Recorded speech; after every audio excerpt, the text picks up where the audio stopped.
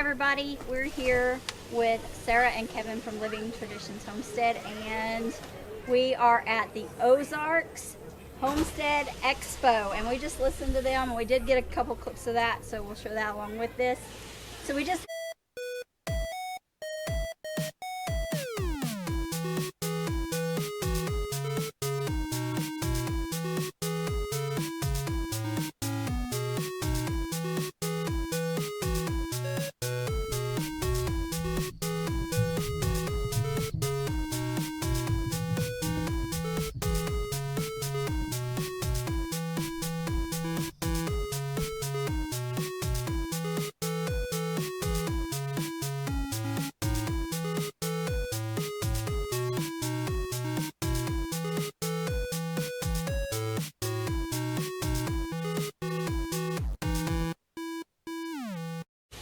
have a couple questions for them that are really important to us.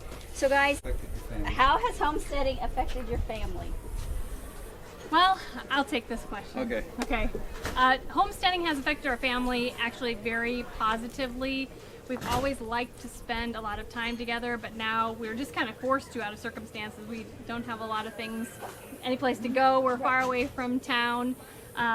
You know, we do a lot more together, we share a lot more meals together, and a lot of that has to do with the fact that we can be at home full time now. We don't have a 9 to 5, so we have a lot more time together. So it has also strengthened our relationship, our marriage, and just to have a lot more time with our kids, our girls.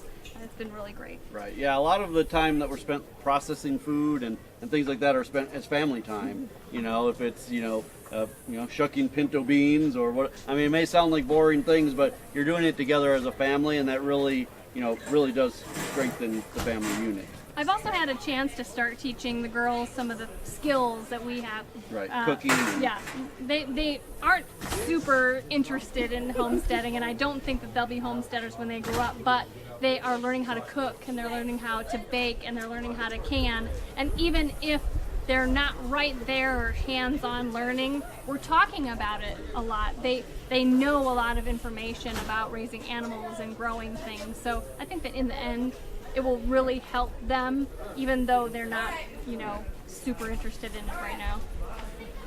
So our second question is and probably our most important question, is how has homesteading affected your faith? We've really learned through this process to trust God, that He's got it all covered. That when we try hard to come up with our own plan, it rarely goes well. So we have learned to really just take a step back, rely on Him, watch for what He directs us as His plan, and then go with it.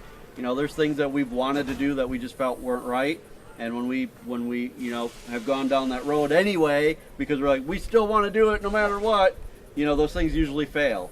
We have a lot of those 2x4 moments, where God just smacks you upside the head and says, I told you so. Yeah. So we used to have a pastor who gave some great advice, and he would say, the hardest thing to remember is that sometimes God's answer is no. And so we try to remember in that. Yeah, one thing that I've realized over the last 3 years is that because we've moved away from the big city, we've moved away from a lot of the hustle and bustle, we get to work from home, which is a huge blessing. There's a lot less going on. There's a lot less stimulation of our brain, so we have a lot more opportunity to just talk with God, just have conversations, and there's a lot less going on that you can hear His answers, you can hear His voice, you can really focus on and notice the little blessings and the way that He has everything perfectly created. Everything works together perfectly, just the way that He's made it, and it's just really given us an opportunity to see those things because we've been able to slow down a little bit. We're busy people. Right. A lot of times we don't think that we've slowed down enough, but we definitely can see a difference in that. Thank you guys so much. Thank you. We're glad you guys came to see us. Good to see you again. We're from Living Traditions Homestead. If any of you follow us, we have a YouTube channel where we teach people how to live a self-sufficient life. and how to make a lot of mistakes in the time doing it. I'm trying to do it. Do any of you follow us on YouTube? We don't have much more to say. Thank you. We really do appreciate all of you watching this. It's a lot of work to put out these videos, and we know that if we can spread the word that there's another way to live, that you don't have to be caught up in the rat race. Sarah and I both had corporate jobs for a long time. We had very stressful jobs. I was traveling a lot. I was in sales, doing like federal contracts and things that I never want to talk about ever again. And Sarah was the human resources director, and neither of us want to ever go back to that life. We escaped, and we now live here in the Missouri Ozarks and are so blessed to be living our dream life. So like Kevin said, we have been in this area. We actually live in the Ava area. We're east of Ava. It's about 2 hours and 10 minutes, 2.5 hours from here. We absolutely love it. The Missouri Ozarks are where we want to be for the rest of our lives. It's like absolutely beautiful here. But for 16 years prior to this, we were in the Phoenix area of Arizona, actually in Gilbert. We started this little adventure with our first house and probably a 4-foot by 6-foot raised bed garden and 3 citrus trees that died. So, we're not the best at everything, but that is what got us hooked. We realized that the things at the store taste terrible, and we can grow things in our backyard regardless of how big it is, how small it is. Even on your porch of your apartment, you can grow good food for yourself, and that started our journey. We had a couple different houses at different points in that area each time we moved. We did more and more in our backyard.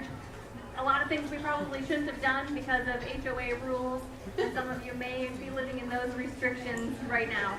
It's amazing what you can get away with when you bribe your neighbors with tomatoes. So anyway, in our second house was, the dream house. Everybody grows up and they think, wow, I need a big fancy house and a nice fancy car and this, corporate job, and I need to make a lot of money, and that will make us happy, right? That's what you're supposed to do. That's what you're supposed to do. And we accomplished a lot of those things, and we were miserable. And we were on the verge of divorce because we hated our jobs, we hated our mortgage, we hated our neighborhood, we hated the rules, and we hated buying all the terrible stuff in the grocery store. So we just started sinking every minute of our time into growing as much of our own food as we could. And we started by we started salsa, right? Right. Yeah. So the very we're not good sharers, so like Sarah said, we were still in just a regular neighborhood with a homeowners association. We had converted the entire backyard into a garden. I'm sure the other homes around us, which were 2-story houses, they could see down into our yard. In Arizona, if you've never been to Arizona, every house has like a block wall around it, so you feel like you're private until you realize you're surrounded by 2-story houses that are just looking down into your yard. So we had converted the entire thing into gardens. We actually had chickens as well, even though we weren't supposed to. And we grew enough tomatoes one year that we could actually make some homemade salsa. And we made a ton of homemade salsa, and we had no idea what to do with it because we made probably 30 pounds of homemade salsa. And so we thought we should learn how to can. And that was the very first thing that we ever canned, is we canned some jars of salsa, and that started us realizing that, oh my gosh, this is way